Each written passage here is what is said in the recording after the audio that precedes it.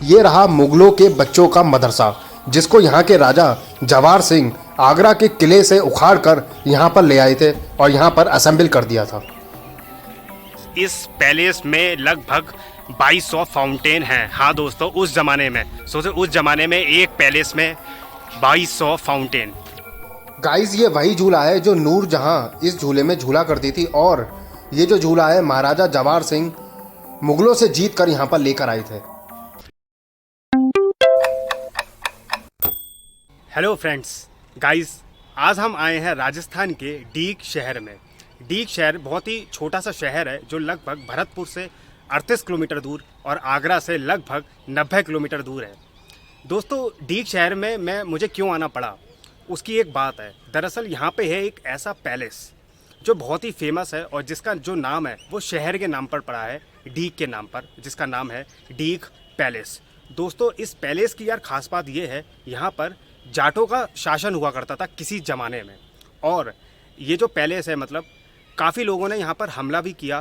दरअसल दोस्तों, ये आगरा से काफ़ी नज़दीक है, तो आगरा में था मुग़ल का राज, तो वहाँ से काफ़ी बार यहाँ पर आक्रमण हुआ था, और आक्रमण होने की वजह ये थी दोस्तों कि कब्ज़ा करना चाहते थे वो लोग यहाँ पर। तो उसके लिए जो राजा ने यहाँ पे ये जो पैलेस है इसके चारों तरफ बहुत बड़ी वॉल बनवाई थी और किला बनवाया था। आप मेरे पीछे देखोगे, ये देखोगे आप, तो ये पूरा वॉल है बहुत बड़ा और किला बना हुआ है ये, और पीछे देखोगे बहुत ही सुंदर, ये आप देखिए बहुत ही सुंदर है। और मेरे पीछे आप देख सकते हो ये है रूप सागर। इसके बारे में भी मैं दोस्तों आगे चल के इस वीडियो में आपको बताऊंगा। तो गाइस, दूसरी दिलचस्प बात तो यार ये है कि मतलब ये पैलेस इसलिए भी एक तो बहुत ही दिलचस्प है। आक्रमण तो हुआ था वो एक अलग बात है, और आक्रमण होते भी रहते हैं, कई पैलेस में होते हैं, उस ज़माने में तो होते भी रहते थे, कोई कॉमन सी बात है। लेकिन दूसरी दिलचस्प बात तो यार ये है कि यहाँ पर एक तो जाटों का शासन तो था ही था, वो इकलौते ऐसे राजा थे और एक इकलौता ऐसा पैलेस है मतलब जिन्होंने उल्टा मुगलों को लूटा। जो मुगल पूरे हिंदुस्तान को लूट रहे थे, इन्होंने उल्टा मुगलों को लूटा। दिल्ली के लाल किला पे लूटा, इन्हें खूब लूटमार की, और वहाँ से सारा सामान वगैरह वो यहाँ पर जो भी लूटमार करके पहले सामान वगैरह थे वो इस पैलेस में लेकर आए थे। तो चलिए दोस्तों, अब हम देर नहीं करते हैं और इस पूरे पैलेस को नज़दीकी से बारीकी से देखते हैं, इसके इतिहास के बारे में जानते हैं। सो गाइस, ये है डीग पैलेस का मेन गेट। यहाँ से हमारी एंट्री होगी और इसका जो टिकट प्राइस है वो है मात्र 25 रुपये।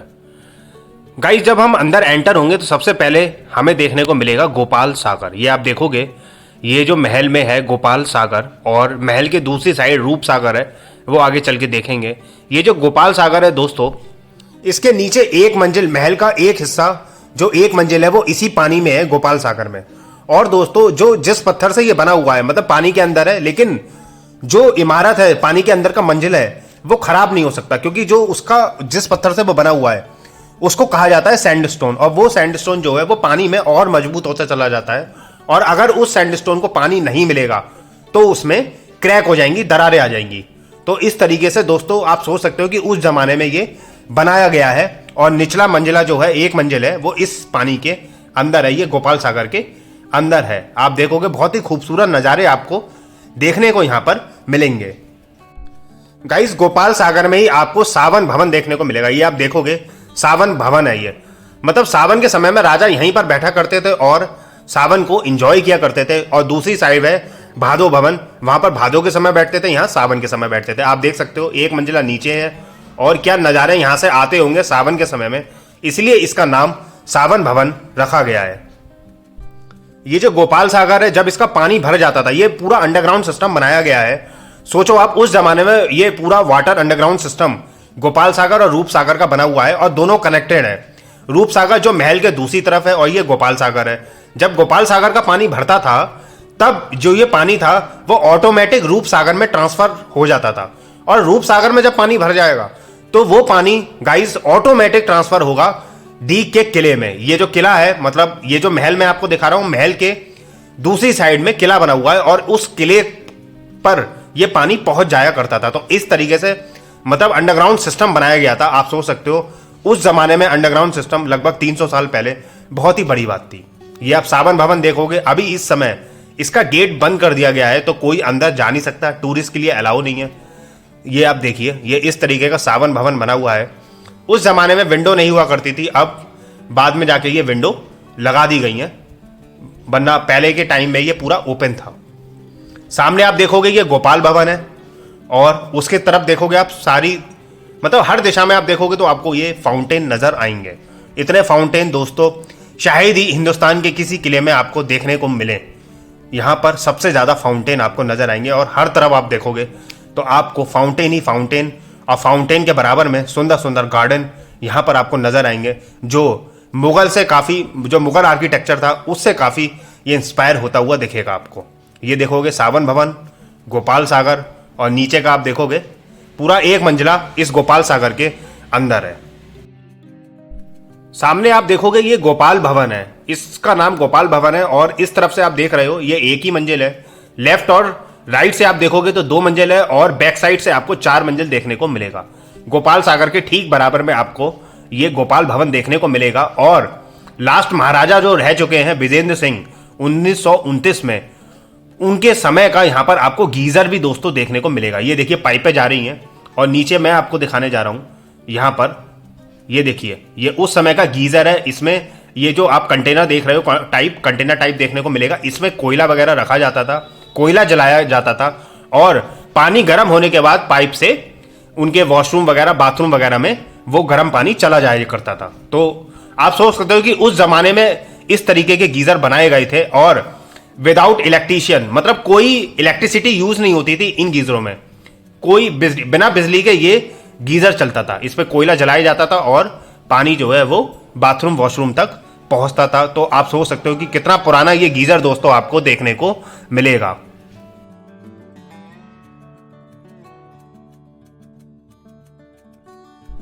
डीक पैलेस अपने फाउंटेन के लिए बहुत ही फेमस रहा है। जैसा मैंने आपको बताया भी था कि इस पैलेस में लगभग 2000 से ज्यादा फाउंटेन पाए जाएंगे।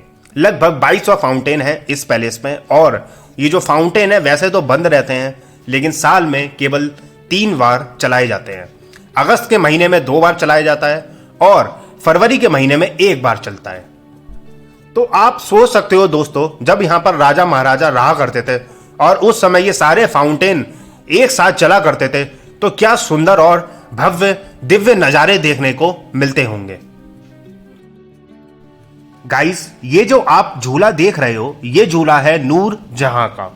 नूर जहां का झूला है ये, और उनको फॉरेन से गिफ्ट में ये झूला मिला था। दरअसल जब मुगलों की राजधानी आगरा से दिल्ली शिफ्ट हो रही थी, तभी यहाँ के महाराजा तीसरी पीढ़ी के जवाहर सिंह ने मुगलों पर अटैक कर दिया था। शिफ्ट होते हुए अटैक कर दिया था, और ये झूला वो उनसे लूट कर यहाँ पर ले आए थे। दोस्तों ये जो झूला है वो पीसेस में लाया गया था, और यहाँ पर आने के बाद इस झूले को रीअसेंबल कर दिया गया था। पर देखने में आपको लगेगा नहीं कि ये जो झूला है वो पीसेस में आया होगा और यहाँ पर रीअसेंबल किया गया होगा।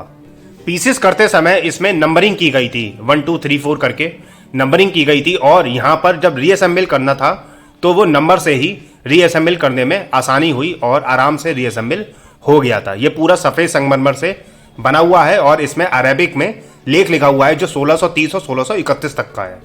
ये जो आप देख रहे हो ये है गोपाल भवन, जैसा मैंने आपको पहले भी दिखाया था।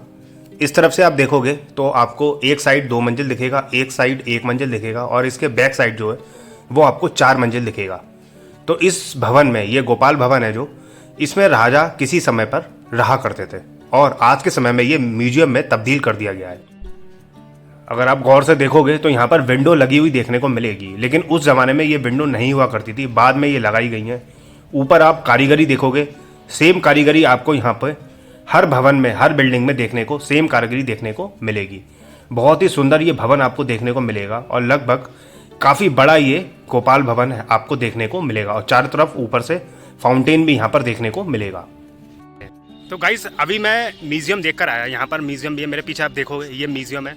तो मैं ये अभी देखकर आया। मैंने बहुत रिक्वेस्ट की वीडियोग्राफी करने की, वीडियोग्राफी अलाउ नहीं है, बोल रहे थे कि मना कर रहे थे, वरना मैं आपको यहाँ अंदर की वीडियो दिखाता। दरअसल म्यूजियम में दोस्तों राजा महाराजाओं के, जो यहाँ के राजा हुआ करते थे, उनके डाइनिंग टेबल और डाइनिंग हॉल वगैरह ये सब चीज़ें देखने को मिलेंगी। मिरर हो गया और अलमीरा वगैरह ये सब देखने को मिलेंगी। लेकिन ये सब कॉमन चीज़ है और बहुत एक्साइटिंग नहीं करेगी। लेकिन जो सबसे ज़्यादा मुझे एक्साइटिंग करी दोस्तों, इसके अंदर असली हाथी का यार पैर कटा हुआ, मतलब काट के उसको इत्र का बॉक्स बनाया है। तो ये एक मतलब हैरानी की बात हुई। खैर राजा महाराजाओं की बात ही अलग थी। तो दोस्तों वो देख के मुझे थोड़ी हैरानी हुई और मज़ा भी आया देख के। तो वो जो थी वो थोड़ी एक अलग चीज़ सी दिखी। मतलब आप सोचो असली हाथी का पैर काट के उसे मतलब इत्र का बॉक्स बनाया गया है, तो इस म्यूजियम में वो था। पैलेस के अंदर ही हमें हनुमान जी का मंदिर देखने को मिलेगा। ये आप देखोगे गोपाल भवन और एक तरफ आपको हनुमान जी का मंदिर देखने को मिलेगा। आप सामने देख सकते हो ये एंट्री गेट है और यहाँ पर हनुमान जी विराजमान है। ये देखिए मंदिर Shri Hanuman ji Maharaj, temple of Hanuman ji board भी लगा हुआ है और ये हनुमान जी का मंदिर है। चलिए अब हम हनुमान जी के दर्शन करते हैं। बहुत ही दिव्य हनुमान जी का मंदिर आपको देखने को मिलेगा। यहाँ पर इस मंदिर में खासियत ये है कि सिंदूर का चोला नहीं चढ़ाया जाता। इस मंदिर में हनुमान जी को चमेली का तेल या इत्र का चोला चढ़ाया जाता है और ये एक सिंगल स्टोन से हनुमान जी की मूर्ति बनी है और उस स्टोन का नाम है हकीक। जैसे नीलम, पुखराज ये स्टोन होते हैं, उसी तरह से एक स्टोन होता है हकीक। उसी स्टोन से हनुमान जी की मूर्ति ये बनी हुई है। तो ये आप दोस्तों देख सकते हो, ये किसी जमाने में मुगलों के बच्चों का मदरसा हुआ करता था। यहाँ पर मुगलों के बच्चों का शिक्षण वगैरह इसी मदरसे में हुआ करता था। देखने में आपको बिल्कुल लगेगा नहीं कि ये उस जमाने का मदरसा है। पूरा सफेद संगमरमर से बना हुआ है। दरअसल महाराजा जवाहर सिंह ने दिल्ली में अटैक करने के बाद आगरा के किले में अटैक किया और इस पूरे मदरसे को उखाड़ कर यहाँ पर ले आए। पीसेस बाई पीसेस में पहले इस मदरसे को पीसेस बाई पीसेस में असेंबल से डिसेंबल किया और नंबरिंग की और फिर यहाँ पर आकर उसी नंबरिंग के द्वारा यहाँ पर दोबारा असेंबल कर दिया था। आप देखोगे इस मदरसे के अंदर भी आपको फाउंटेन नजर आएगा। पूरा सफ़ेद संगमरमर से ये बना हुआ मदरसा आपको देखने को मिलेगा। इसमें सीमेंट वगैरह ये सब चीज़ें यूज़ नहीं की गई हैं। ज़्यादातर आप देखोगे तो कीले वगैरह यूज़ की गई हैं, कीलों से असेंबल किया गया है। वो भी मैं आपको दिखाऊंगा। ये आप देखोगे, ये देखिए जगह जगह आपको कीले नज़र आएंगी। इन्हीं कीलों से इस पूरे मदरसे को असेंबल किया हुआ देखने को आपको मिलेगा। तो गाइज आप सोच सकते हो कि यार किस तरीके से मतलब इसको डिसेंबल किया गया, पीसेस बाय पीसेस इसकी नंबरिंग की गई और फिर यहाँ पे लाके असेंबल किया गया। इंटरलॉकिंग सिस्टम है। ये जो जितनी कीलें लगी हुई आपको देखने को मिलेंगी, इंटरलॉकिंग है हर एक, और मतलब हर एक जो ये पीसेस हैं एक दूसरे से आपको जुड़े हुए देखने को मिलेंगे। तो आप देखोगे अंदर ये पूरा मदरसा है और कुछ हद तक इसमें आपको कारीगरी देखने को मिलेगी। चारों तरफ मदरसे के आपको छोटा सा फाउंटेन नज़र आएगा। हर साइड में आपको फाउंटेन नज़र आएगा और आपको कुछ डिज़ाइन भी यहाँ पर नज़र आएगा। पूरा सफ़ेद संगमरमर का बना है और कुछ डिज़ाइन नज़र आएगा। सामने फाउंटेन देखोगे, कुछ कारीगरी आपको यहाँ पर इस मदरसे में नज़र आएगी। देखने में बिल्कुल कहा नहीं जा सकता कि ये किसी ज़माने में मदरसा हुआ करता था। चलिए गाइज और हम अंदर जाके देखते हैं। इस पूरे मदरसे को मैं अंदर से आपको दिखाता हूँ। पूरा सफ़ेद संगमरमर का है, इसलिए बहुत अंदर आपको ठंडक महसूस होगा। आप जब भी आओगे देखोगे यहाँ पर फूलों की आकृतियाँ बनी हुई देखने को मिलेंगी।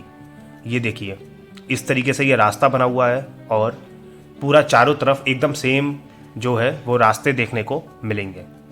ये देखिए इस तरफ से आप देखो तो बहुत ही सुंदर है। पूरा सफ़ेद संगमरमर का बना हुआ देखने को मिलेगा। ये देखिए हर जगह आपको कीले ठुकी हुई देखने को मिलेंगी। इन्हीं कीलों की वजह से ये पूरा अभी इस समय जुड़ा हुआ है और इसको असेंबल किया गया है। एक एक पीस जो है वो लाया गया था, एक एक पीस में नंबरिंग की गई थी। आप सोचो एक एक पीस लाया गया था और इतना बड़ा, फिर उसको असेंबल करना, पहले डिसेंबल करना फिर असेंबल करना, बहुत बड़ी बात है, वो भी उस ज़माने में। तो ये देखोगे एक एक पीस और एक तरीके से एकदम सेम रास्ता और सेम डिज़ाइन आपको इस पूरे मदरसे में आपको नज़र भी आएगी। आज के समय में दोस्तों इस मदरसे का नाम है सूरज भवन। जब ये मदरसा यहाँ पर लाया गया था तो उसके बाद राजा ने इस मदरसे का नाम सूरज भवन रख दिया था। ये जो भवन आप देख रहे हो इसका नाम है हरदेव भवन। महाराज ने अपनी दासियों को ये भवन दे दिया था और जो भी इंपॉर्टेंट पार्टी फंक्शन वगैरह हुआ करते थे दासियों के, वो इसी भवन में आयोजित किए जाते थे। तो इस भवन में भी आप देखोगे दोस्तों चारों तरफ आपको ग्रीनरी नजर आएगी और बीच में आपको फाउंटेन नजर आएगा। पूरा जो है ये जो मुगलों का आर्किटेक्चर हुआ करता था, मुगलों के किले भी आकर आपने देखे हो तो उसमें इसी तरह से फाउंटेन और 4 गार्डन होते थे, 4 कोर्टयार्ड कहा जाता था। उसी तरह से ये मतलब इंस्पायर होके वो उसी तरह से यहाँ पर भी आपको बना हुआ देखने को मिलेगा। चलिए इस भवन के अब अंदर जाके देखते हैं अभी इस समय किस हालत में ये देखने को मिलेगा। यहाँ से आप देखोगे तो उस तरीके से आपको देखने में साफ साफ पता चलेगा कि काफ़ी पुराना हो चुका है और उतना उसकी आप पेंटिंग वेंटिंग देखोगे तो बिल्कुल बिगड़ चुकी है और क्षतिग्रस्त हो चुकी है। बाकी आप देखोगे तो आज भी उतना ही मजबूत है जितना पहले मजबूत हुआ करता था और बहुत ही सुंदर कलाकारी यहाँ पर आपको देखने को मिलेगी। इतना बड़ा भवन है ये, तो आप सोच सकते हो कि महाराजा का दिल कितना बड़ा होगा जो उन्होंने ये पूरा भवन दासियों को दे दिया था। ये आप देखोगे कुछ डिजाइन्स नज़र आएंगे आपको पिलर वगैरह में, आप देखोगे कुछ डिजाइन्स नज़र आएंगी और ये आप छोटे छोटे रूम्स देखोगे, छोटे नहीं बड़े रूम्स हैं वैसे तो ये रूम्स देखोगे। इसमें कुछ आप वॉल पे अलमारियां वगैरह देखोगे जिसमें मशाल या दिए वगैरह जलाए जाते थे। इसके अंदर कुछ रास्ते जो हैं वो ब्लॉक कर दिए गए, ये रास्ता ब्लॉक कर दिया गया है। ये उस ज़माने का टॉयलेट हुआ करता था तो इस समय वो मिट्टी से बंद कर दिया गया है।